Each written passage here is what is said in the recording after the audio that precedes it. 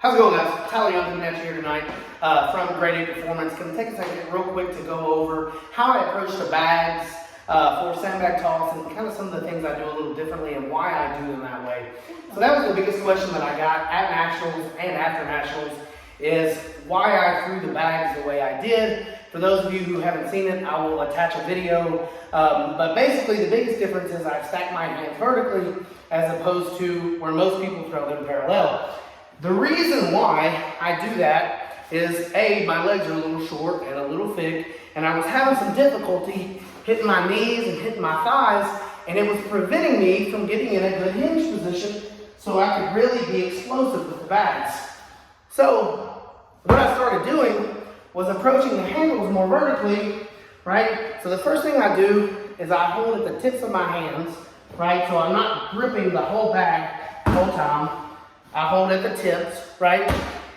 Then I try to stay connected to the ground as much as I can, but if you notice, when I drag these feet back, I'm still in an explosive position, so my knees can open, I can let the bag swing me into a hinge, and then I can explode from there.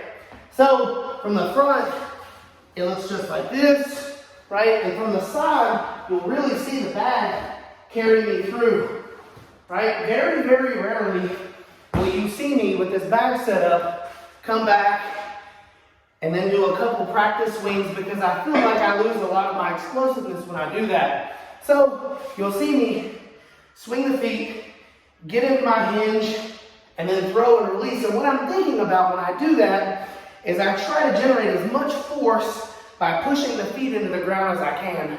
And when I get about face level, I go ahead and release, and I push up on the toes. And consciously, I try to think about back flipping. So again, it's one big fluid motion, and then I'm on to the next bag.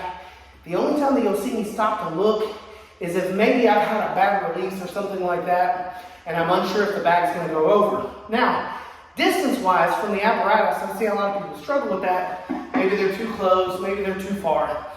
I like to be just if this were gonna be my over-the-bar apparatus, I would want to be about 3 foot in front of that.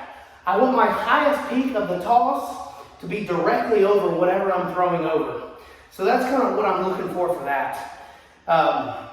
From there, you're just going to have to practice the timing and the release because it's quite a bit different, especially when you really learn how to engage and recruit your hips in that hinge position. So again, this was Tyler Young coming at you from Grade 8 Performance.